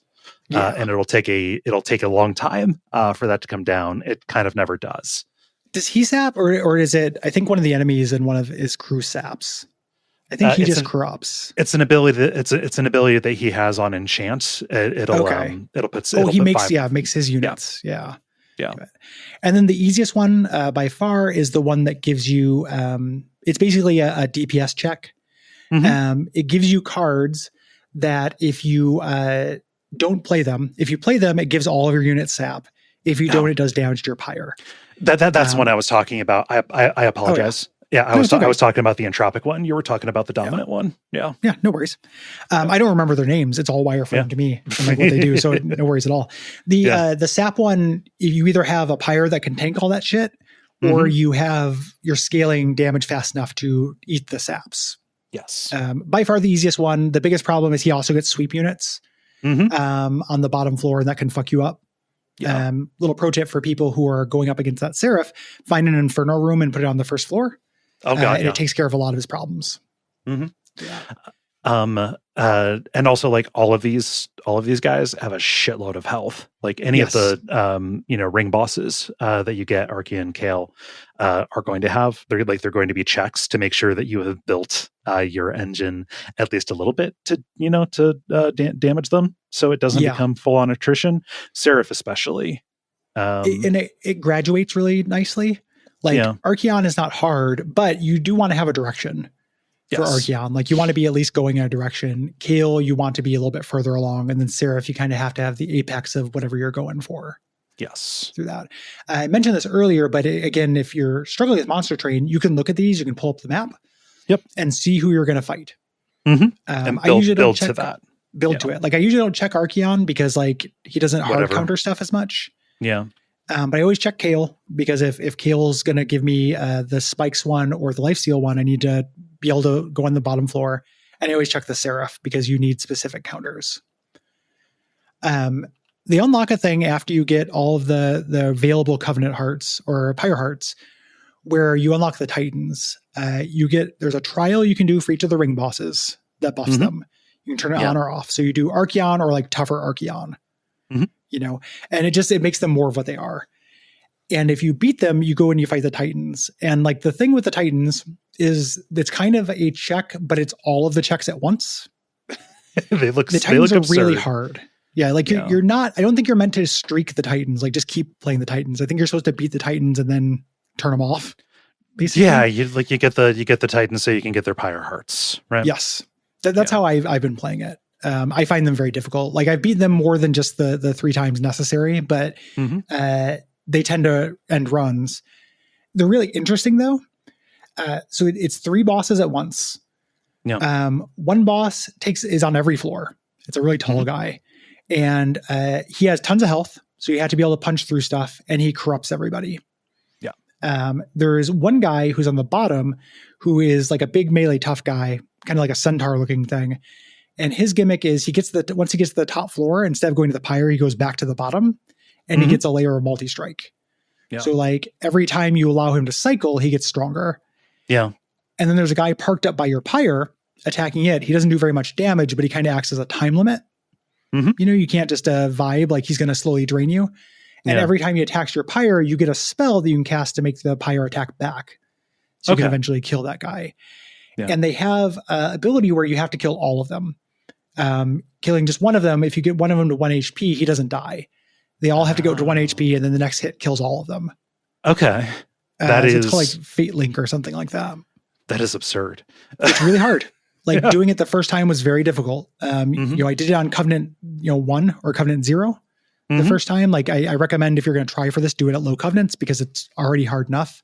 Yeah. And you just really, everything kind of has to go right. To make this work. Like if you have something really, really broken, you can kill this. You can do it really easily, but you need to be able to survive corruption on everything. You need to be able to punch through to hit the guy, hit the big tall guy in the back. Like it's tricky. You have to have enough pyre health. Like if you go into this with 30 pyre health, I don't think you can beat it. Yeah. Basically, like it is a check that it's like a check plus. Yeah. The thing about it, like the victory conditions sound so specific that it sounds like certain builds or combinations are just not at all inclined to get you to where you need to be to be the key for this particular lock. It feels like there are definitely builds you can end up at where you have no chance. Yeah. You don't have an answer for one of the many things it's throwing out at you. That's it for you. And it was a wall for a long time. I didn't start doing kind of streaking on Covenant 10 until I stopped fighting these guys. Right. Because I was trying to, and I could get maybe like 2 in a row. And then I would get Savagery, which would fuck up my Pyre Heart enough to where I'd get to these guys and just not have a chance. Yeah. I consider them a super boss, not something that you're supposed to just fight over and over. Right. In terms of fun. And in terms of just game design, it's neat to see, to fight the 3 bosses at once. It's cool how they do it. It's neat. It's just not something I want to fight over and over. Right. So, and the reward for those is the first 3 times you get them, you get those really powerful Pyre Hearts. Yes. And then you just keep playing for eternity with new combos, and they keep updating it. And this is your game now. Yeah. This is video games forever now. Yeah. So are there content changes at higher Covenant levels, or is it just everybody's juiced? There are content changes in terms of everyone's juiced in different ways. Costs go up. You get early on, you get more cards from your partner clans and stuff, which is an advantage, generally. And then eventually you start getting, those what I can't remember they're called, like a debuff card, a curse. Yeah, the blights. Something you have to spend. Yeah, a blight that comes in your deck. Things like that. It's mostly just makes it harder through that. But it is the point, and this isn't a gamer brag, I put in, Malcolm Gladwell a number of hours to get here, but like Covenant Zero is too easy for me now. Like I don't have to think about it very much. No, Covenant Zero got too easy for me too. Yeah. It's just like, okay, it is the Arby's sandwich. There is no resistance in this. No resistance. It's something in a soft sandwich. Yes, a spoonable sandwich. But don't feel bad if you are still struggling with that, because you have to learn it. Yeah. This is one of this thing I said for the last couple episodes, and it's a dumb thing to say, but like, if you don't like what this game is doing, you're not going to like it. I don't think this is going to convert anyone, but it is doing something I find a little special within the roguelike space. And if it's your bullshit, it's going to be laser targeted at your heart.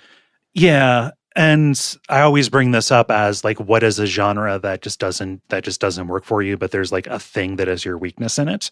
This point is unchanged from when we talked about Monster Train 1. Like, yes, you do have to enjoy the things that you are doing in this. I'm not somebody who likes roguelikes and deck builders. I'm not a magic person. So like the specific combination of like the tactical battle in this, the deployment, like they combine everything in the right ratios to even make it get past my, I don't like the shit you're doing in this. Yeah.